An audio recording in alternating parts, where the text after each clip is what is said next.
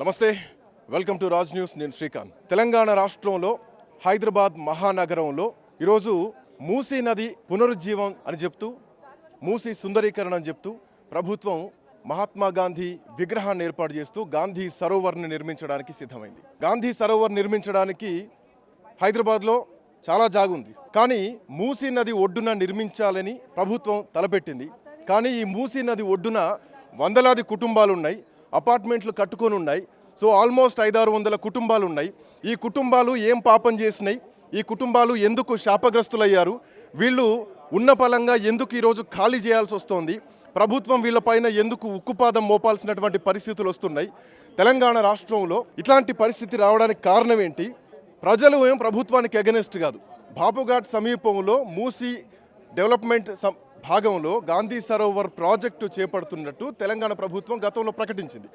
దీనికోసం ఫిబ్రవరి నెలాఖరులో శంకుస్థాపన చేయబోతున్నట్టు సీఎం కార్యాలయం ఇప్పటికే చెప్పింది. మధ్యకాలంలో ఢిల్లీకి ముఖ్యమంత్రి పోయి కేంద్ర రక్షణ శాఖ మంత్రి రాజ్నాథ్ సింగ్ను కూడా కలిసి మూసీ పునరుజ్జీవ ప్రాజెక్టు కోసం 100 ఎకరాల రక్షణ శాఖ స్థలాన్ని బదలాయించాలని కోరిండ్రు. ఈ ప్రాజెక్టు శంకుస్థాపనకు రావాలని రాజ్నాథ్ సింగ్ను కూడా కోరడం జరిగింది.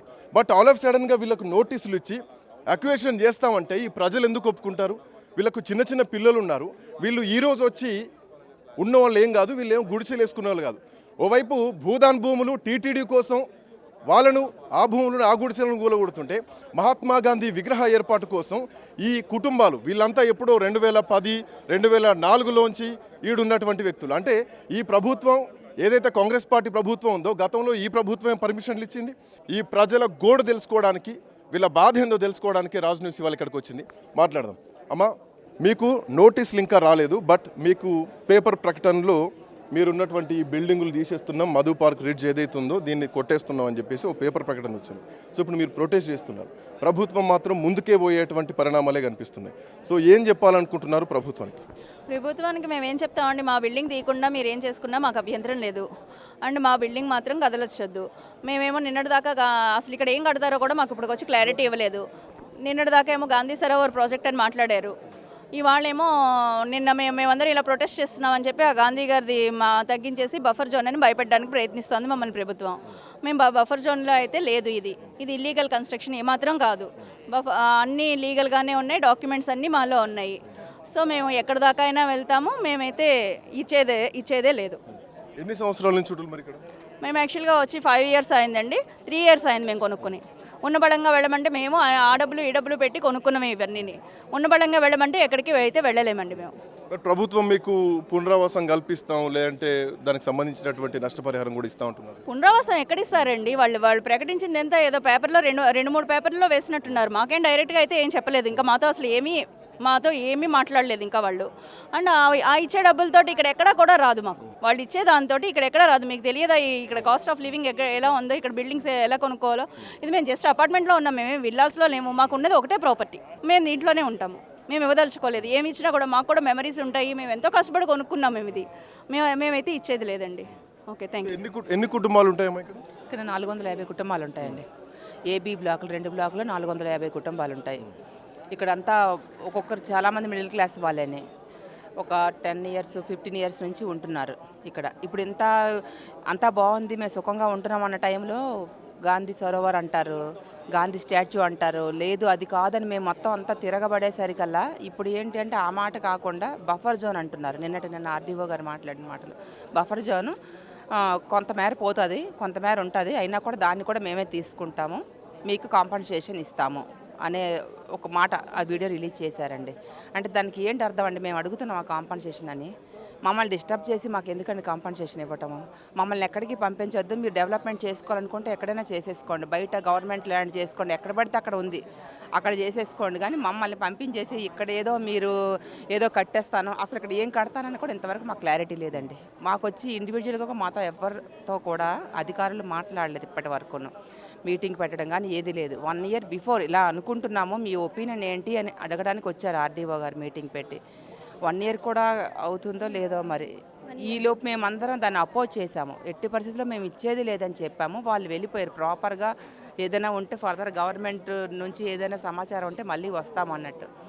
ఆ తర్వాత డైరెక్ట్ పేపర్లోనే వేశారండి. సో అండ్ సో ఈ నెంబర్స్, సర్వే నెంబర్స్ ఉన్నాయి, 89, 90 దీన్ని మేము స్వాధీనం చేసుకోబోతున్నాము అని పేపర్ చూసి మేము షాక్. ఇంకా ఇదేంటి మా దగ్గర ఎవరు రాలేదు, ఎవరు మాట్లాడలేదు, డైరెక్ట్గా దీని ప్రాపర్టీని ఎలా తీసుకుంటారు, ఏ కారణమే తీసుకుంటారు అని మేము షాక్లో ఉన్నాము. అది ఎట్టి పరిస్థితుల్లో వెనక్కి వెళ్ళేదే లేదు. మధు పార్క్ తీసుకుంటామని నిన్న ఆయన చెప్తున్నారు కదా ఎంఆర్ఓ గారు, ఆర్డీఓ గారు. మమ్మల్ని ఎల్లగొట్టి మీ ఇంటెన్షన్ అంటే కేవలం ఈ మధు పార్క్ రిడ్జ్ తీసుకోవాలి, అదొక్కటే మాకైతే కనిపిస్తోందండి. అంతకంటే వేరే ఏమి మాకు అనిపించడం లేదు. ఇంకేదైనా ఉంటే మాకు చెప్పండి మీరు. వాస్తవానికి కొన్నేళ్ల నుంచి ఇక్కడ నివాసం ఉంటున్నారు. ఇక్కడ అంతా ఒకరికొకరు ఒక కుటుంబ బంధం నడుస్తూ ఉంటుంది. సో 10-15 ఏళ్ల నుంచి ఉన్నారంటే ఒకరికొరకు అనుబంధాలు ఉంటాయి, ఒకరికొరికి ఆ కుటుంబాల మధ్యలో ప్రేమానురాగాలు ఉంటాయి. తోబుట్టువుల కంటే చుట్టాల కంటే ఈ అపార్ట్మెంట్ వాసులు ఒకరికొకరు కలిసిమెలిసి ఉంటారు. అట్లాంటి ప్రేమానుబంధాలను ఈరోజు గొడ్డలు పెట్టడానికి ప్రభుత్వం ప్రయత్నిస్తోంది. ఇందులో ఒక బాధాకరమైనటువంటి విషయం ఏంటంటే కొన్ని వీడియోస్లో ఇందులోంచి కొంతమంది మాట్లాడారు, మమ్మల్ని ఖాళీ చేసి వెళ్ళిపోమంటున్నారు కదా, మేము కష్టార్జితంతో కట్టుకున్నాం, ఇది ఈఎంఐలు పెట్టి కట్టుకున్నాము, ఒకే పని చేయండి, ఆ ట్యాంకర్లో కొంత విషం పోయండి, ఆ విషం తాగితే అందరం చచ్చిపోతాం, మా సమాధుల మీద గాంధీ విగ్రహాన్ని కట్టండి అని చెప్పేసి ఆ మాట అంటే ప్రతి ఒక్కరి కళ్ళల్లో నీళ్లు తిరిగేటువంటి పరిస్థితి. జీవితం అంటే ఏంటి? ఓ ఇల్లు, ఒక పెళ్లి చేయడం, ఇదే జీవితం. అలాంటిది ఈ ఇల్లు కూలగొడితే ఇక జీవితానికి అర్థం ఏమిటి అని ఈరోజు ప్రభుత్వాన్ని ఇక్కడున్నటువంటి ఈ కుటుంబ సభ్యులు మధు పార్క్ రిడ్జ్ బ్లాక్ ఏ, బ్లాక్ బికి సంబంధించినటువంటి ఈ కుటుంబ సభ్యులు మొత్తం కూడా మాట్లాడుతున్నారు. కొన్ని వందలాది కుటుంబాలు ఉన్నాయి, ఆల్మోస్ట్ 500 ఫ్లాట్స్ ఉన్నాయంటే 500 మంది కుటుంబాలంటే దరిదాపు ఒక ఇంట్లో 4 వేసుకున్నా కానీ 3-4 వేల మంది, 2-4 వేల మంది ఈజీగా ఉంటారు. సో ఇట్లాంటి వాళ్ళ వ్యవస్థను పూర్తిగా దెబ్బతీస్తే ప్రభుత్వానికి ఏమొస్తుంది? గాంధీ విగ్రహం ఇక్కడే కట్టాలని రూలే ఉంది. అసలు ఇంతవరకు ఇన్నేళ్లలో ఒక్కసారి కూడా కనీసం మూసి సుందరీకరణ కోసం ఇక్కడటువంటి డ్రైనేజ్ వ్యవస్థను శుభ్రం చేయలేదు. ఇక్కడ ఈ వాసన ఇప్పటికీ కూడా వాసన వస్తుంది. ఆ వాసనను 10 ఏళ్ల నుంచి వీళ్ళు అనుభవిస్తున్నారు. ఎందుకంటే సొంతిల్లు, దీన్ని వదిలిపెట్టి పోలేము. ఎందుకంటే ఇక్కడ వాళ్ళు నివాసానికి ఫిక్స్ అయిపోయినారు. మోరోవర్ ఇక్కడ సెక్యూరిటీ ఉంటుంది, ఇక్కడ సెంట్రల్ సెక్యూరిటీ కూడా ఉంటుంది, పిల్లలకు కూడా సెక్యూరిటీ ఉంటుంది. అండ్ మోరోవర్ ఇక్కడటువంటి కుటుంబాలు మొత్తం కూడా ఆర్మీ ఉద్యోగులు ఉంటారు, రిటైర్ ఆర్మీ ఉద్యోగులు ఉంటారు, సెంట్రల్ గవర్నమెంట్ ఉద్యోగులు ఉంటారు. వీళ్ళందరికీ ఇది నివాసం. అంటే వీళ్ళు ఈఎంఐలు కట్టుకుంటూ కొనుక్కొని ఎప్పటి నుంచో ఇప్పటి వరకు కూడా నివాసం ఉంటున్నారు. భవిష్యత్తు కూడా ఇక్కడే బతుకుదామని చెప్పేసి ఇక్కడ బతుకుతున్నటువంటి పరిస్థితుల్లో మహాత్మా గాంధీ వచ్చి వీళ్ళ ఇండ్లు కూల్చేస్తే మా సమాధుల మీద ఇల్లు కట్టండి అని చెప్పేసి ఈరోజు ఇక్కడ ఉన్నటువంటి ఈ కుటుంబ సభ్యులు, వీళ్ళంతా కుటుంబ సభ్యులే, వీళ్ళు బాధితులు కాదు, ఇంకా కుటుంబ సభ్యులే. వీళ్ళ ఇల్లు కూలితే బాధితులు అయ్యేటువంటి పరిణామాలనే. బట్ ప్రభుత్వం ఆలోచించాల్సినటువంటి అవసరం ఉంది అన్నది మాత్రం ఇక్కడ స్పష్టంగా కనిపిస్తోంది. ఇంతమంది కుటుంబాలు రోడ్డున పడేయద్దని చెప్పేసి వీళ్ళు కోరుకుంటున్నారు. సార్ మనతో మాట్లాడదాం, ఒక పెద్ద ఆయన. సార్ ఏం చెప్పాలనుకుంటున్నారు? సార్ ఫస్ట్ మీ నమస్కారం అండి. నా పేరు ఎస్సీ రావు. ఇప్పుడు నా వయసు 72 ఇయర్స్ అండి. రిటైర్డ్ అయినా నేను 2013 నుంచి ఇక్కడ ఉంటున్నానండి నేను. ఉమ్మడి రాష్ట్రం. అప్పుడు మేము పర్చేస్ చేసేటప్పుడు ఈ బఫర్ జోను, ఈ ఎల్టీఎఫ్ ఏది చెప్తున్నారు కదా, ఎఫ్టీఎల్ ఎక్కడ పోయిందండి అది? మేము తీసుకునేటప్పుడు అవి చెప్పాలి కదా. మళ్ళీ అన్ని పర్మిషన్స్ ఇచ్చేసి కట్టుకొని మేము ఒక 15 ఇయర్స్ నుంచి ఇక్కడ ఉన్నప్పుడు సడన్గా వచ్చేసి ఇప్పుడు మీరు వెళ్ళిపోవాలి, ఏ బ్లాక్ బి బ్లాక్ మాకు కావాలి అంటే ఇప్పుడు ఎట్లా ఇస్తామండి? ఇది పద్ధతి నా అసలు యాక్చువల్గా. సరే సుందరీకరణ అంటే ఎక్కడన్నా చేయొచ్చండి. తెలంగాణ గవర్నమెంట్కు 100,000 ఎకరాల ల్యాండ్ ఉంది, ఫ్రీ ల్యాండ్ కట్టి అక్కడ డెవలప్ చేయండి, అక్కడ ల్యాండ్ వాల్యూ పెరుగుతుంది. ఇప్పుడు సడన్గా వచ్చేసి ఇన్ని సంవత్సరాల తర్వాత మేము వెళ్ళాలి అంటే ఎక్కడి నుంచి వెళ్ళాలి? మేము బ్యాంక్ లోన్స్, చాలా బ్యాంక్ లోన్స్, అందరూ ఆల్మోస్ట్ ఆల్ బ్యాంక్ లోన్స్ ఇప్పుడు కూడా కడుతున్నాం. ఇంకా కంప్లీట్ కాలేదు. మరి అప్పుడే వచ్చేసి మీరు కబ్జా చేస్తే ఎట్లా? ఎక్కడనే చేయొచ్చు కదా. ఇప్పుడు ఇంత ల్యాండ్ ఉంది, అక్కడ కూడా ఉంది. పోనీ ఇక్కడ చూసినారంటే మీరు ఇవతల సైడ్ నుంచి ఆ రోడ్డు వరకు, లంగరోజు రోడ్డు వరకు ఖాళీ ప్లేస్, ఆ చెట్లన్నీ కొట్టేసినారంటే మ్యాక్సిమం వస్తుంది, మీకు ఎంత కావాలంత ప్లేస్ వస్తుందండి. మరి అక్కడ చేయొచ్చు కదా. ఉన్న ఇళ్ళు పడగొట్టాలనా? ఎవరు చెప్పారండి? ఎందుకు? అక్కడ ఉంది కదా, ల్యాండ్ ఉంది కదండి, 100,000 ఎకరాలు ఫ్రీ ల్యాండ్ ఉంది, అక్కడ కట్టొచ్చు కదా. గవర్నమెంట్ ల్యాండ్, అది గవర్నమెంట్ ల్యాండ్. వాళ్ళు ఎప్పుడైనా తీసుకుంటారు. వాళ్ళు ఫస్ట్ ఇనిషియేట్ ఇక్కడ నుంచి చేయాలి. వాళ్ళకి ఇది కావాలా, అది కావాలా, అన్నీ కావాలా. ప్రజలు మాత్రం రోడ్డు మీద అడుక్కుని తినాలా వాళ్ళకి. గాంధీ ఎప్పుడు ఇలా చెప్పాడు. గాంధీ ఆశయం ఆయన ఫాలో అయ్యింటే ఇంత వైలెన్స్గా ప్రాజెక్ట్ని తీసుకెళ్ళారండి. శాంతి రూపంలో డిస్కస్ చేసి ఏం కావాలి, మీకు ఎంతమంది ఉన్నారు, మీకు ఆల్టర్నేట్ ప్లేస్ ఏంటి అని మంచిగా డిస్కస్ చేసి శాంతిపూర్వకంగా మేము సాటిస్ఫై అయ్యాక ప్రాజెక్ట్ స్టార్ట్ చేస్తాం. ప్రాజెక్ట్ కన్ఫర్మేషనే లేదు, లోన్సే లేదు, డిమాలిషన్ చేసుకుంటూ పోతే రేపు పొద్దున ప్రాజెక్ట్ కన్ఫర్మేషన్ రాకపోతే మేము ఎక్కడికి వెళ్ళాలండి? ఇంకా లోన్స్ జరుగుతున్నాయి. ఈ పోరాటంలో మేము సిగ్గుపడడం కానీ అట్లా ఏం లేదు. ఎందుకంటే మా ప్లేస్ ఇది, మేము ఎంతవరకైనా పోరాడతాం. మా ల్యాండ్ మేము కష్టపడి లోన్స్ కట్టుకుని లీగల్గా తీసుకున్న ప్లేస్. 2004 నుంచి 2010 మధ్యలో మా మధుపర్క్ అపార్ట్మెంట్ కన్స్ట్రక్ట్ అయ్యింది. అప్పుడు ప్రకారంగా జీవోలో 9 metres far from water bodies construct చేసుకోవచ్చు. అప్పుడు కూడా కాంగ్రెస్ పార్టీనే ఉంది, అన్ని అప్రూవల్స్ ఇచ్చింది, అంత లోన్స్ ఇప్పించింది, అన్నీ అయిపోయాయి. ఇప్పుడు కొత్తగా 2012, 2026 జీవో ప్రకారంగా 150 మీటర్స్, 200 మీటర్స్, 50 మీటర్స్ అని పెంచుకుంటూ పోతూ డిమాలిష్ చేస్తామంటే మేము ఎందుకు కోరుకుంటాం? మా ప్లేసెస్ని మేము ఎందుకు ఇస్తాం? సరే ఇస్తామేమో, ఎందుకు ఇస్తాం? ఏదైనా మంచి ప్రాజెక్ట్ చేస్తున్నారు, ఇండియాకి యూస్ఫుల్ అవుతుంది, తెలంగాణ పీపుల్కి ఏమైనా డ్యామ్ కడుతున్నారు, ఏదైనా ల్యాండ్ ఇరిగేట్ అవుతుంది, వేల ఎకరాలు సాగు అవుతున్నాయి, ప్రజలకి యూస్ఫుల్ ఉంటాయి, ఫ్రీ మెడికల్ ఇస్తున్నారు, ఏదైనా హాస్పిటల్ కట్టిస్తున్నారు, ఉచిత విద్య, కాలేజెస్, యూనివర్సిటీ కడుతున్నారంటే మేము దాని గురించి ఆలోచించే వాళ్ళమేమో. కానీ జస్ట్ ఒక గాంధీ బొమ్మకి మీరు మా ల్యాండ్ 6 acres కావాలంటే మేము ఎందుకు ఇస్తాం? ఇక్కడంతా ఖాళీ ల్యాండ్ ఉంది, మా అపార్ట్మెంట్ వెనకాలంతా ఖాళీ ల్యాండ్ ఉంది, అటుపక్కన ఖాళీ ల్యాండ్ ఉంది. ఊరి బయట కట్టుకోండి, ఊరి మధ్యలో ఎందుకు? మేము 10 years బ్యాక్ తీసుకున్నామండి, ఇప్పుడు ఇది సెంటర్ అయింది, ఇప్పుడు ఈయన కన్ను పడింది. గాంధీ ప్రాజెక్ట్కి జస్ట్ నామకే వస్తే ప్రాజెక్ట్ ఇది, ఈయన ప్రాజెక్టు, ఆయన డెవలప్మెంట్ ప్రాజెక్ట్ ఇది చెప్పాలంటే, ఇండైరెక్ట్గా చెప్పాలంటే. ఆయన డ్రీమ్ కోసము మా డ్రీమ్ ఎందుకు పగలగొట్టుకోవాలండి? ఆయన అది ఆయనకైనా డ్రీమ్ ఉండొచ్చు, కానీ ఇక్కడనే కూలగొట్టి మిమ్మల్ని రోడ్డున పడేసి ఆ డ్రీమ్ ఫుల్ఫిల్ చేయాల్సినటువంటి అవసరం ఏమున్నది అనేది కదా ప్రశ్న. కాదు, నా ఇల్లు నా డ్రీమ్ అండి, నేను ఎందుకు ఇస్తానండి? ఇచ్చే ప్రసక్తే లేదు సార్, ఇచ్చే ప్రసక్తే లేదండి. మూసీ ప్రక్షాళన కోసం అయితే కాదండి ఈయన చేసేది, అసలే కాదు. మూసీ పక్కన ప్రైమ్ లొకేషన్స్ ఏవేవైతే ఉన్నాయో అవన్నీ లోపలేసుకోవాలి, దానికోసం ఒక ప్రాజెక్ట్. అది గాంధీ అయితే జనాల దగ్గర నుంచి ఎలాంటి ఇబ్బందులు ఉండవు, పేరు మాత్రం గాంధీ, వెనకాలంతా ల్యాండ్ మాఫియా. సింపుల్గా చెప్పాలి అంటే ప్రాజెక్ట్ ఎప్పుడైనా స్టార్ట్ చేస్తున్నామంటే ఒక స్ట్రక్చర్ అనేది ఉంటుంది, ఆ స్ట్రక్చరే ఇక్కడ లేదు, ఇప్పటివరకు జనాలలోకి రిలీజే చెయ్యలేదు. మీడియా మిత్రులు అందరూ మొత్తుకుంటున్నారు డిపిఆర్ ఎక్కడ, ఏమీ లేదు. ఏం లేకుండా నువ్వు డైరెక్ట్ నీ ఉక్కుపాదం తీసుకొచ్చి నేను లాస్ట్ స్టెప్ మీద వేస్తా అంటే ఎవరైనా ఫస్ట్ క్లాస్ టు ఎండ్ వరకు పోతేనే జాబ్ వస్తుంది. నువ్వు డైరెక్ట్ నాకు జాబే కావాలంటే ఎందుకు ఇస్తారు? ఎవరు ఇస్తారు? పిచ్చోళ్ళు. అదే కదా. అరే నిన్నటి వరకు ల్యాండ్ అక్విజిషన్ అనేసి వారం 10 రోజుల నుంచి మేము పోరాటం చేస్తుంటే అదర్ పీపుల్ వచ్చి మాకు హెల్ప్ చేస్తుంటే పండుకొని నిద్రలేసి 10 రోజుల తర్వాత నిద్రలేసి ఇప్పుడు బఫర్ జోన్, అది ఎప్పుడు 50 మీటర్స్ బఫర్ జోన్ ఎప్పుడు వచ్చింది? 2012లో వచ్చింది. బిఫోర్ కూడా కాంగ్రెస్ గవర్నమెంటే ఉంది. 2010లోనే ఇక్కడ అందరూ వచ్చారు ఉండడానికి, అప్పుడు 9 మీటర్స్ బఫర్ జోనే ఉంది. ఇదంతా కాంగ్రెస్ హయాంలోనే ఉంది. అంటే అప్పుడు కాంగ్రెస్ నాయకులంతా నిద్రపోయి పర్మిషన్లు ఇచ్చిండ్రు జనాలకి. ఇప్పుడు 2026 అంటే 2012 to 26 వరకు ఇందులో రిజిస్ట్రేషన్స్ అయినాయి. మేము ప్రాపర్టీ ట్యాక్స్లు కడుతున్నాము, వాటర్ బిల్లు కడుతున్నాము, కరెంటు బిల్లు బ్యాంక్ లోన్ వచ్చిందంటేనే బ్యాక్ ఎండ్ వెరిఫికేషన్ మొత్తం చేసుకున్న తర్వాతనే కదా పెద్ద బ్యాంకులు లోన్లు ఇచ్చాయి. స్టేట్ బ్యాంక్ ఆఫ్ ఇండియా నుంచి లోన్స్ తీసుకున్నాము. వాళ్ళు చిన్న లూప్ హోల్ ఉన్నా కూడా ఎస్బీఐ అయితే ఇవ్వదని సాధారణ పౌరునికి కూడా తెలుసు. అట్లాంటి ఎస్బీఐ ఇచ్చిన తర్వాత ఇప్పుడు బఫర్ జోన్ అని ఎట్లా అంటావు? నువ్వు 2012లోనే ఇక్కడ రిజిస్ట్రేషన్లను ఆపేయాలి, ఎస్బీఐకి నువ్వు ఆర్డర్ పాస్ చేయాలి. అసలు నువ్వు ఎట్లా లోన్స్ ఇస్తున్నావు ఈ బిల్డింగ్ బఫర్ జోన్లో ఉంది అని? నువ్వు నిన్న నిద్రలేస్తావా? బకాసురుడు అండి, ఆ బకాసురుడు అన్న తిండి కోసం జనాల మీద పడి తిన్నాడు రోజుకొక్కరిని. ఈయన రోజుకొక్కరు కాదు, రోజుకు కొన్ని వేల ఎకరాలను పొట్టలో వేసేసుకుంటున్నాడు, ఉక్కు పాదం మోపుతున్నాడు లిటరల్గా. పూర్ పీపుల్, మేము మిడిల్ క్లాస్ పీపుల్ ఏం చెయ్యలేం. ఇక డిఫెన్స్ వాళ్ళు ఉన్నారండి చాలామంది, రిటైర్మెంట్ అయినాక దేశం కోసం యుద్ధంలో పోరాడి ఇప్పుడు ప్రశాంతమైన జీవితం గడుపుతామని ఇక్కడ చాలామంది ఉన్నారు. వాళ్ళు ఇప్పుడు కూడా పోరాటమే చేయాలా? అప్పుడు దేశం కోసం చేయాలి, ఇప్పుడు నిలువ నీడ కోసం పోరాటం చేస్తున్నారు. పశుపక్షాదులైనా వదులుకుంటాయా అండి నిలువ నీడను? మరి మేము నోరున్న మనుషులం కదా, మొత్తుకుంటున్నాం కదా మీడియా ముఖంగా.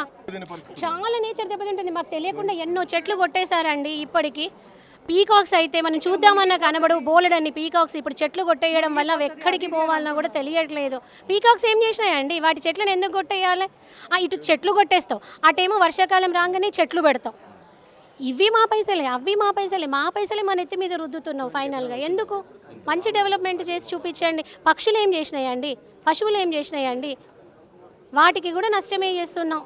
నువ్వు మాత్రం పెద్ద పెద్ద బిల్డింగ్స్ కట్టుకుంటున్నావు. మేము నిజంగానే ఇల్లీగల్ ఉంటే ఇప్పుడు సిటీ సెంటర్లో ఇల్లీగల్ ల్యాండ్స్లో ఎంతో మంది రివర్ మీద కట్టుకునేటోళ్ళు ఉన్నారు. ఇదే మూసి పక్కన పెద్ద పెద్ద బడాబాబులు అందరూ కట్టుకొని ఉంటున్నారు. వాళ్ళ కన్స్ట్రక్షన్ బిల్డింగ్స్ కూల్చు, మరి మార్కెట్లో నోటిఫికేషన్ ఇచ్చిన వాళ్ళకు కూడా ఇవ్వు. మేము పేర్లు మెన్షన్ చేయదలుచుకోలేదు. ఇంత ఇల్లీగల్గా గవర్నమెంట్, ఇక్కడ తెలంగాణ గవర్నమెంట్ వాళ్ళకి ఇవంతా తెలియదు. వాళ్ళు ఏమైనా చేయొచ్చు. గవర్నమెంట్ కావాలంటే ఏ ల్యాండ్ని ఎక్వైర్ చేసుకోవచ్చు, వాళ్ళు ఏమైనా చేయొచ్చు. ఇండియా ఈజ్ నాట్ సేఫ్ అన్న ఒక ఇది వచ్చేసింది పిల్లలకి కూడా. పిల్లలు హైడ్రా నుంచి చూస్తూనే ఉన్నారు పిల్లలు. ఇవన్నీ చూసి వాళ్ళు పెద్ద అయ్యాక ఇండియాలో జాబ్ చేయాలి, ఇండియాలో ఉండాలి అనే కాన్ఫిడెన్స్ వస్తుందా వాళ్ళకి? ఏదైనా ఇన్వెస్ట్ చేయాలన్నా ఇండియాలో అంత ధైర్యం కూడా రాదు పిల్లలకి. గాంధీ విగ్రహం కట్టడానికి హైదరాబాద్లో ఈ ప్లేసే దొరికిందా? ఇన్ని వందల మంది కుటుంబాల సమాధుల మీద గాంధీ విగ్రహం కట్టుకోండి అని చెప్పేసి ఈ బాధితులు, ఈ కుటుంబ సభ్యులు మాట్లాడుతున్నారు. మనం పక్కనే ఉన్నాం, మూసీ నదీ ప్రవాహం ఇక్కడి నుంచి వెళ్తుంది. ఒకవేళ అలా చూసుకున్నా కానీ ఇది గాంధీ విగ్రహం కట్టడానికి అనువైనటువంటి ప్రదేశమేనా? ఈ భూమి పనిచేస్తుందా? పక్కనే ఇంత పెద్ద ఫ్లో పోతున్నప్పుడు, అపార్ట్మెంట్లే నువ్వు తీసేస్తున్నప్పుడు మరి ఈ విగ్రహం ఎట్లా నిల్చుంటుంది అన్నటువంటి ప్రశ్న కూడా ఇంకోటి ఇక్కడ స్పష్టంగా కనిపిస్తోంది. తెలంగాణ క్రాంతి దళ్ అధ్యక్షులు పృథ్వీరాజ్ గారు కూడా మనతో పాటు ఉన్నారు. ఈ బాధితులకు సంఘీభావంగా వాళ్ళ తరపున మాట్లాడడానికి ఆయన కూడా ఇక్కడ ఉన్నారు. మాట్లాడదాం. పృథ్వీరాజ్ గారు నమస్తే. నమస్తే. జై తెలంగాణ శ్రీకాంత్. జై తెలంగాణ. వాళ్ళు ఒకటే మాట అంటున్నారు, ఆ వీడియో చూసినా ఆ మాటలు విన్నా చాలా బాధాకరంగా ఉంది. గాంధీ విగ్రహాన్ని కట్టుకోండి, కానీ ఈ ట్యాంకులో విషం కలిపి మమ్మల్ని అందరినీ చంపేసి మా శవాల మీద, మా సమాధుల మీద మీ విగ్రహాన్ని కట్టుకోండి అని చెప్పేసి వాళ్ళు ఓపెన్గా స్టేట్మెంట్ ఇచ్చేస్తున్నారు. సో కట్టుకోమంటున్నారు. ఇప్పుడు ఈ బాధితుల పరిస్థితి ఏంటి? ప్రభుత్వ నిర్ణయం ఏంటి? ఆల్రెడీ ల్యాండ్ ఎక్విజిషన్ కోసం ప్రాసెస్ మొదలుపెట్టారు. ఆర్డీఓ వాళ్ళు నోటీస్ బోర్డులో కూడా పెట్టేశారు, పేపర్ ప్రకటన కూడా ఇచ్చేసుకున్నారు. రక్షణ శాఖ మంత్రి రాజ్నాథ్ సింగ్ కూడా గాంధీ విగ్రహం ప్రతిష్టాపనకు, శంకుస్థాపనకు కూడా ఆయన రావడానికి సిద్ధంగా ఉన్నారు. ప్రభుత్వ నిర్ణయం కనిపిస్తోంది. ఇంతవరకు లీగల్గా వీళ్ళకి నోటీసులు రాలేదు. ఇప్పుడు ఏం చేయాలి ఈ బాధితులు? ఎక్కడ పోవాలి? గవర్నమెంట్ చేస్తున్నది తప్పు. రేవంత్ రెడ్డి గవర్నమెంట్ చేస్తున్నది 100కి 100 తప్పు. ఎవరి దగ్గర పోయి అడిగినా ఏం చేసినా ఇది రాంగ్. గాంధీ రక్తం పంచుకొని పుట్టినటువంటి గాంధీ మునిమనవడే తుషార్ గాంధీ అది తప్పని అన్నాడు.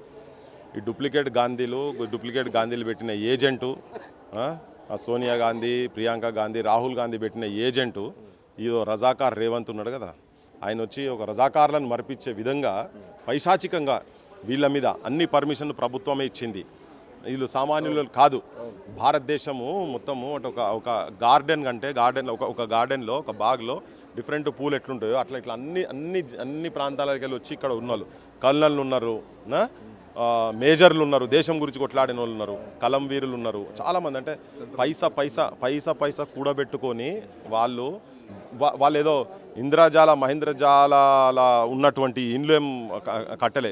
ఒక చిన్న డబుల్ బెడ్రూము, 3 బెడ్రూమ్ ఇండ్లు వాళ్ళ జీవితాంతం కష్టపడి కూడబెట్టుకున్న పైసలతో కట్టుకున్న ఇండ్లు, పర్మిషన్తో ఉన్నటువంటి ఇల్లు. దీని మీద నీ కన్నువాడు తప్పు. ఇంకోటి నేను చెప్పిన, గాంధీ గనుక జీవనం ఉండేది ఉంటే వీళ్ళ బాధలు ఇట్లుండి ఇప్పుడు చెప్పింది కదా, విషం పెట్టి మమ్మల్ని అందరినీ చంపేసేసి మీరు కట్టుకొని అన్నారు కదా. ఇది వింటే అహింసావాది అయిన గాంధీ కూడా దౌడలు వలగొడుతుండే ఇల్లు వచ్చి ఎవరి తీసి మోకాళ్ళ మీదకి వెళ్ళి కొట్టు కావచ్చు తీసుకొచ్చి. సో అంటే అంత హృదయ విదారకంగా ఉన్నట్టే గాంధీ అటువంటి నాన్ వైలెంట్ ఉన్నటువంటి వాళ్ళకే వైలెన్స్ అయినా పర్లేన కాడికి వస్తుండే కావచ్చు. సో ఇది తప్పు ప్రభుత్వం చేస్తున్నారు. ఇంకోటి వీళ్ళు చెప్పేది ఏంది అసలు, ఇది మూసి ఇది మొత్తం ఇక్కడ నుంచి అక్కడ మొత్తం సుందరీకరణ చేయాలనే దాంట్లో ఇప్పుడు ఒకటి గాంధీ విగ్రహం ఏంటంటే ఇప్పుడు అంబేద్కర్ పెట్టిన కాబట్టి నేను పెడతా, లేదా సర్దార్ పటేల్ విగ్రహం బీజేపీలు పెట్టారు కాబట్టి నేను ఇక్కడ పెడతాను. ఈ దీంట్లలో పోకును ఈ పోకి. సరే, అంబేద్కర్ విగ్రహం పెడితే ఎవరి ఇల్లు గూలలేదు అక్కడ. అంబేద్కర్ విగ్రహం రాష్ట్ర సచివాలయానికి ఎదురు కట్టుకున్నారు. సో అక్కడి నుంచి చూస్తాడు గౌతమ్ బుద్ధుడు, అంబేద్కర్, సచివాలయం. అదొక డిజైన్ పరంగా పోయింది, హైదరాబాద్ అందాన్ని చూపించేలాగా పోయింది. ఒకవేళ ఇక్కడ కట్టినా కానీ వీళ్ళ ఇండ్లు కూలగొట్టి కట్టాల్సినటువంటి పరిస్థితులు ఉన్నాయి. అండ్ ఈ భూమి దానికి సానుకూలంగా ఉంటుందా? అంత భారీ ఎత్తున టవర్ స్థాయిలో గాంధీ విగ్రహం కడితే మూసి సుందరీకరణ అంటే లోపలనే సుందరీకరణ చేయాలి, ఇక్కడ వాసన రాకుండా చూడాలి, వీళ్ళని ఆదుకునే ప్రయత్నం చేయాలి. కానీ వీళ్ళనే లేకుండా చేసే ప్రయత్నం ఎంతవరకు కరెక్ట్? నేను విగ్రహాల గురించి అంటే వాళ్ళ ఆశయాలు నెరవేరాలనే చెప్తున్నాను. ఇప్పుడు అంబేద్కర్ది పెట్టిన అంత పెద్ద విగ్రహాలు పెట్టి దళితుల మీద దాడులు జరుగుతుంటే కాదు కదా, పసిపిల్లను కాలుతోందని సంపుడు కాదు కదా. అందుకనే గాంధీ ఆశయాల గురించి విగ్రహాల విషయం చెప్పినప్పుడు నేను అట్లా చెప్తా ఉన్నా. సో ఇప్పుడు ఇంత పెద్ద ఇండ్లు ఇవన్నీ ఉన్నాయి, కులగొట్టి కట్టాల్సిన అవసరం లేదు. బొచ్చడి జాగాలు ఉన్నాయి. గాంధీది ప్రతి ఒక్కరూ ఈ దేశంలో గాంధీ ఆశయాల తగ్గట్టుగా నువ్వు పాలన చేస్తే గాంధీ బొమ్మను నీ బొమ్మను కూడా గుండెలో పెట్టుకొని ఉంటారు జనం. కానీ అట్లా కాకుండా నువ్వు ఎలా ఒక గాడ్సేన్ మర్పించే లెక్కల రజాకార్ వారసుని లెక్క ఈయన చేస్తున్నాడు, ఇక్కడికి వచ్చి చేస్తూ ఉన్నాడు. సో ఈ బంగ్లాలు నువ్వు కూలగొట్టుడు అనేది ఫస్ట్ మానుకోవాల్సిన అవసరం ఉన్నది. అది నువ్వు అదేదో సీరియల్గా అక్కడ ఉన్నది కాబట్టి సెక్రటరేట్ పక్కకు అది ఇది ఉన్నది కాబట్టి అని కాదు. ప్రజల యొక్క జీవన విధానాలల్లో మంచిగా అవుతున్నదా లేదా అనేది ఇంపార్టెంట్. ఇప్పుడు వీళ్ళు కట్టుకున్నారు అబ్బా, ఇక్కడ కట్టుకున్నప్పుడు 20 ఏళ్ళ కింద ఇక్కడ రోడ్లు కూడా లేకుండే, మట్టి రోడ్లు, కూరగాయలు కూడా దొరకకపోయేది. ఇక్కడ కష్టాలు పడి పడి పడి పడి పడి ఒక స్థాయికి తీసుకొచ్చుకొని పెడితే ఓవర్ నైట్ వచ్చి ఎవడో చెట్టు మీద పక్షులను ఉంటే పిటగుడ్లు ఉంటే దాన్ని మొత్తం చెట్టు అంతా తీసేసి పోయినట్టుగా అది ఎక్కడికో చెల్లాచెదర అయినట్టు వీళ్ళు ఎక్కడికి పోవాలి. ఇంకొకటి ఏంటంటే దీంతో జరిగే నష్టం కూడా ఏం లేదు. ఇంకో ఇంతకుముందు ఈ పెద్ద మనిషి సార్ చెప్తున్నాడు, మొన్న గంత పెద్ద వరదలు వచ్చినప్పుడు కూడా అది గాడికే ఉండే అని చెప్పని. ఇది మునిగేది జాగా కూడా కాదు. నువ్వు ఫస్ట్ నీ కానూన్ ప్రకారంగానే కట్టిన తర్వాత నువ్వు 50 మీటర్లు అంటున్నావు నది కనుక. నేనేమంటున్నా అంటే నదిని చంపినావు కదా, ఆడ దామగుండం దగ్గర నదిని చంపినావు, అనంతగిరి హిల్స్ కాడ నువ్వు నదిని చంపినావు. నువ్వు ఆడ చంపి నువ్వు ఈడ కృష్ణానదిని తీసుకొచ్చి ఇక్కడ కలిపి వీళ్ళందరూ నాగం చేస్తా అంటే నువ్వు ఫస్ట్ అక్కడి నుంచి ఇక్కడ దాకా ఎవరైతే కబ్జా చేసిండో అవి ఎవరెవరైతే భూములు ఉన్నాయో అవన్నీ తీ ఫస్ట్. అవి తీసినాక ఇడిదాకా రాను. అప్పుడు కూడా నువ్వు అంత పెద్ద ప్రవాహం కనుక ఇక్కడికి వచ్చేది ఉంటే అది వేరే విషయం. అనంతగిరికా హవా 1 లాఖ్ దవా అని ఉండే, ఇప్పుడు హవా లేదు, దవా లేదు, మొత్తం రోగాల పాలైపోయింది. ఇప్పటికి వచ్చి మొత్తం మూసి అంటే మంచినీళ్ళు అబ్బా, మంచినీళ్ళు మొత్తం. ఇప్పుడు ఇంకొకటి ఇండస్ట్రియల్ వేస్ట్లు మొత్తం వస్తున్నాయి కదా, వాటిని నువ్వు సాఫ్ చేయి. నువ్వు అధికారంలోకి వచ్చినాక ఏం చెప్పినావు, జనం అంతా నేను మూసి సుందరీకరణ అంటే ఇగో ఫామ్ హౌస్లో ఉండేటోడు ఇది పోయేటోడు అంతా జనం దాగాలనా అని అన్నావు. చేసినావా మరి దాన్ని? ఇప్పటిదాకా 2 ఏళ్ళు అయింది, దాన్ని సాఫ్ చేసినావా? చేయలే. నీ పరిశ్రమలకెళ్ళి వచ్చే వేస్ట్ అన్న సాఫ్ చేసినావా? చేయలే. ఇప్పటికీ కంపు కొడుతుంది కదా. ఈ కంపులో వీళ్ళు ఎంత ఇబ్బందులు ఉంటే వీళ్ళకు అంటే వీళ్ళ దగ్గర కోటీశ్వరులు కనుక ఎదురు వేరే దగ్గర ఉంది కావచ్చు. ఈ కంపులో ఈడ ఉంటుండ్రంటేనే వీళ్ళ కష్టాలు ఏంటియో తెలుస్తాయి. అసలు ఫస్ట్ నెంబర్ 1 ఆప్షన్ లేక కదా, ఆప్షన్ లేక. నీకు ఆప్షన్ ఇస్తే 60 లక్షలు ఇస్తా, 70 లక్షలు ఇస్తా అంటే నీ తలా 25 కోట్లు, ఇంటింటికి 25 కోట్లు ఇస్తావా? ఇచ్చి ఖాళీ చెప్పి 450 మంది కుటుంబాలు ఉన్నాయి. నువ్వు ఒక చిన్న మీ వాళ్ళవి నీ పార్టీ వాళ్ళవి ఒక 4 ఎకరాలు అంత వస్తాయి పైసలు, అవన్నీ చెయ్యి. ఆ పని చేస్తే చెయ్యి. ఇవన్నీ రాంగ్. వీటి మీదనే ఎందుకు ముఖ్యమంత్రి ఇంట్రెస్ట్ చూపిస్తున్నారు? తెలంగాణ తల్లి విగ్రహాలు కలెక్టరేట్లలో మొత్తం పెట్టాలంటారు, పాత విగ్రహాలు తీస్తారు, కొత్త విగ్రహాలు పెట్టాలంటారు. ఈవెన్ ఇంకా ఎక్కువ మాట్లాడితే రైతులకు ఇవ్వాల్సినటువంటి రైతు బంధు, రైతు భరోసా ఇప్పటివరకు 3వది ఇంకా పెండింగ్లోనే ఉంది. అటు నువ్వు రైతులను సంతోషపెట్టాలి కానీ ఎవరిని సంతోషపెట్టడానికి గాంధీ విగ్రహం పెడుతున్నారు అన్నదే కదా ఇలా వీళ్ళు అడుగుతున్న ప్రశ్న. సో ఏంటి ఆయన ఉద్దేశం ఏమిటొచ్చు? దీని వెనక ఏదో ప్రాజెక్ట్ ఉన్నది పెద్దది, ఇదేదో ఉట్టిగా దీని గురించి కాదు. ఇది గాంధీ అనేది కాదు, దీని వెనుక స్కెచ్ పెద్దగా ఉన్నది. గాంధీ బొమ్మను చూసి రియల్ ఎస్టేట్ చేస్తారనుకుంటున్నారు. అరే ఇప్పుడు పరిశ్రమల గురించి తీసుకున్న భూములన్నీ పరిశ్రమలకు వాడుతుర్రా, వాడినరా? అట్లా జరిగిందా? ఫ్యూచర్ సిటీ ఏంటిది? ఫార్మాస్యూటికల్ గురించి తీసుకున్న భూమి అది. ఇలా ఫ్యూచర్ సిటీ అని కన్వర్ట్ చేసిండ్రు. రైతులు దేనికి ఇచ్చిర్రు? ఇక్కడ కంపెనీలు వస్తే 4 ఉద్యోగాలు వస్తాయి కావచ్చు. ఆ ఫార్మాస్యూటికల్సే దరిద్రం, కానీ తెలియక వస్తే మాత్రం నా భూమి పోయినా కానీ నాకు అందులో నౌకరు వస్తుంది ఇది అనుకొని ఇచ్చిండ్రు. ఇలా నువ్వేం చేసినావు? పబ్లిక్ను దోకా చేసిరు కదా. అట్లా ఎస్సీజెడ్ల గురించి తీసుకున్న భూములు అన్నిట్లలో ఎస్సీజెడ్లకు వాళ్ళకి వీళ్ళకి ఇచ్చినారు. వాడు భూములు అమ్ముకొనే పోయింది. అది రియల్ ఎస్టేట్ వాల్యూ పెంచుకున్నారు, వాళ్ళే పైసలు వాళ్ళే తీసుకున్న ఆ భూములన్నీ. ఇలా ఇండస్ట్రీలు లేవు, మనలు లేవు. ఇది కూడా రేపు పట్టణం జరగవచ్చు కదా, గ్యారంటీ ఏంది? ఇంకోటి ఇది తీయాల్సిన అవసరం ఏంది? ఫస్ట్ గాంధీ కట్ట నుంచి ఇంకెక్కడన్నా కట్టుకో. అస్థికలు ఎప్పుడో 1948లో పెద్ద మంచి అస్థికలు బూడిదిలో కలిపిరు పోయిరు, అయిపోయింది. ఇప్పుడు ఈ జనాలకు వీళ్ళ బతుకుల మీద మన్ను పోస్తారు కదా, వీళ్ళు బూడిద పాలేటట్టు చేస్తారు కదా. ఇది తప్పు, ఇది మానుకోవాలి గవర్నమెంట్. సో ప్రభుత్వం ఖచ్చితంగా ఈ విషయంలో మానుకోవాలా? వీళ్ళను రోడ్డున పడేయొద్దు అన్నది ఇక్కడ ఉన్నటువంటి బాధితులంతా చేస్తున్నటువంటి డిమాండ్. మనం చూడొచ్చు ప్లకార్డులు పట్టుకొని. అసలు వీళ్ళకి ఏమవసరం? ఒకవైపు పిల్లలకు స్కూల్ ఎగ్జామ్స్ నడుస్తున్నాయి, ఎగ్జామ్స్ స్టార్ట్ అయినాయి, ఇప్పటికే సిబిఎస్ఈ ఎగ్జామ్స్ స్టార్ట్ అయిపోయినాయి, మార్చిలో ఎగ్జామ్స్ రాబోతున్నాయి. సో యాన్యువల్ ఎగ్జామ్స్కు సిద్ధమయ్యారు. ఇట్లాంటి పరిస్థితుల్లో వీళ్ళు పిల్లల మీద కాన్సన్ట్రేట్ చేయాలా, ఇల్లు మీద కాన్సన్ట్రేట్ చేయాలా అర్థం కానటువంటి పరిస్థితుల్లో ఇల్లు కూల్చొద్దు, మా ఇల్లును అసలే కూల్చొద్దు, మా జీవితాలను కూల్చొద్దు అని చెప్పేసి ఈరోజు ఈ వయసులో వీళ్ళు ప్లకార్డులు పట్టుకొని ఇల్లు కోసం ఉద్యమం చేయాల్సినటువంటి పరిస్థితులు ఏర్పడుతున్నాయి. ఓవైపు భూదాన్ భూముల కోసం ఖమ్మంలో ఇప్పటికే ఒక యుద్ధ వాతావరణం నడుస్తోంది. అక్కడ గుడిసెలను కూలగొడుతున్నారు. ఇటువైపు ఏమో మూసీ నది పక్కనే ఈ ఇల్లు ఉంది, ఈ బిల్డింగ్ ఉంది. ఈ అపార్ట్మెంట్ మొత్తాన్ని కూల్ చేయాలన్నటువంటి ఉద్దేశంతో గాంధీ సరోవర్ పేరుతో గాంధీ విగ్రహం కడతామని చెప్పేసి ప్రభుత్వం తీసుకున్నటువంటి నిర్ణయం ఏదైతే ఉందో దీన్ని ఖచ్చితంగా అడ్డుకుంటామని చెప్పేసి ఇక్కడ బాధితులు మాట్లాడుతున్నారు. అమ్మ చెప్పండి, ఏం చెప్పాలనుకుంటున్నారు ప్రభుత్వానికి? మేము గవర్నమెంట్కి ఏం తెలియజేయాలనుకుంటున్నామంటే ఇది ప్రాజెక్ట్ని రీడిజైన్ చేయమని, రీప్లాన్ చేయమని మేము కోరుకుంటున్నాం. పైగా ఇక్కడ మా ఇళ్ళని డిస్టర్బ్ చేయకుండా ఒక రీటైనింగ్ వాల్ కూడా కట్టి చేయొచ్చు, అట్లాంటి ప్లాన్స్ చేయాలి. కానీ ఇంతమంది ఇళ్ళని కూల్చి వాళ్ళు చేసేది వాళ్ళు గాంధీ అస్థికలు కాదు, మా అస్థికలు దాంట్లో కలుపుతున్నారు. ఇప్పుడు మీరు దయచేసి ఇది రీప్లాన్ చేయమని మేము రేవంత్ గారికి విన్నవించుకుంటున్నాం.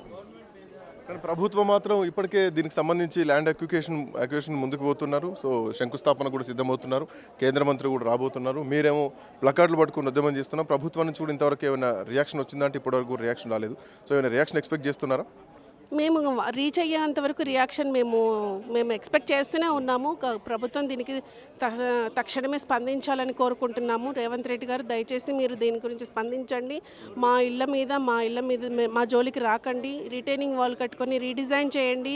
ఇంతమందిని మేము బయట వెళ్ళడానికి మాకు ఇంకో ఇల్లు లేదు. మాకు ఉన్నది ఒక్కటే ఒక ఇల్లు. ఆ ఇల్లుని కూడా మీరు తీసేసుకుంటే మాకు వేరే చెట్టో పుట్ట తప్ప మాకు వేరే గతి లేదు. దయచేసి మీరు ఈ ప్లాన్ని విరమించుకోవాలి. ఎప్పుడు వచ్చిందమ్మా, మీరు ఎప్పుడు కొనుక్కున్నారు ఇంట్లో, ఎప్పటి నుంచి ఉంటున్నారు? మేము ఇది 2010 నుంచి ఉంటున్నామండి. 2011 ఆక్యుపైడ్, బట్ మేము 2010 నుంచి మేము ఇక్కడే ఉంటున్నాము. ఫౌండేషన్ వేసిన దగ్గర నుంచి మేము ఇక్కడే ఉంటున్నాము. ఈఎంఐలో కొనుక్కున్నారా? మేము ఈఎంఐలోనే కొనుక్కున్నాం. ఇంకా బ్యాంక్ లోన్స్ మాకు రన్ అవుతూ ఉన్నాయండి. మేము ఒక రూపాయి కూడా పెట్టుకొని మేము కట్టుకున్న ఇల్లుని, ఇది మా కలల ఇల్లు. ఇది మాకు మేము కట్టుకునేది ఒకటే కదండి. ఆ ఈఎంఐ అయిపోయేటప్పటికి మా జీవితం అయిపోతుంది. అలాంటిది ఈ ఇల్లు కూడా తీసుకుంటే మేము ఎక్కడికి వెళ్ళమంటారండి? మాకు వేరే ఇల్లు లేదు. దయచేసి మీకంటే 100 ఇల్లులు ఉండొచ్చు, మాకు ఉన్నది ఒక ఇల్లు. మా పిల్లలకి స్కూల్కి ఒక దగ్గర ఉందని మేము తీసుకున్నాము. దయచేసి దీన్ని మాత్రం మీ జోలికి రాకండి. ఒకటే డిమాండ్ చేస్తున్నారు, డోంట్ మేక్ us హోమ్లెస్. మమ్మల్ని ఇల్లు లేని వాళ్ళు చేయకండి, మమ్మల్ని రోడ్డున పడేయకండి అని చెప్పేసి ఇక్కడ ఈ అపార్ట్మెంట్ వాసులు మొత్తం కూడా డిమాండ్ చేస్తున్నారు ప్రభుత్వాన్ని. ఖచ్చితంగా ప్రభుత్వం దీనిపైన దృష్టి పెడుతుందని అందరూ కోరుకుంటున్నారు. లేదంటే ఈ బాధితులతో మాట్లాడతారా? ప్రభుత్వం తీసుకునేటువంటి నిర్ణయాలు ప్రజలకు ఆమోదయోగ్యంగా ఉండాలి. ప్రజాభిప్రాయం తెలుసుకొని ప్రజలకు అనుగుణంగా నిర్ణయాలు తీసుకోవాలి. ప్రజాభవన్లోకి సామాన్యులంతా రావచ్చు అని చెప్పేసి కంచెలు కూలగొట్టినటువంటి ప్రభుత్వం ఈరోజు కంచెలు పెట్టి ఇండ్లు కూలగొడతారా, సామాన్యుల జీవితాలను కూల్స్తారా అన్నది ఇక్కడటువంటి బాధితులు మొత్తం కూడా డిమాండ్ చేస్తున్నారు. కెమెరామెన్ శ్రవణ్తో శ్రీకాంత్, రాజ్ న్యూస్, హైదరాబాద్.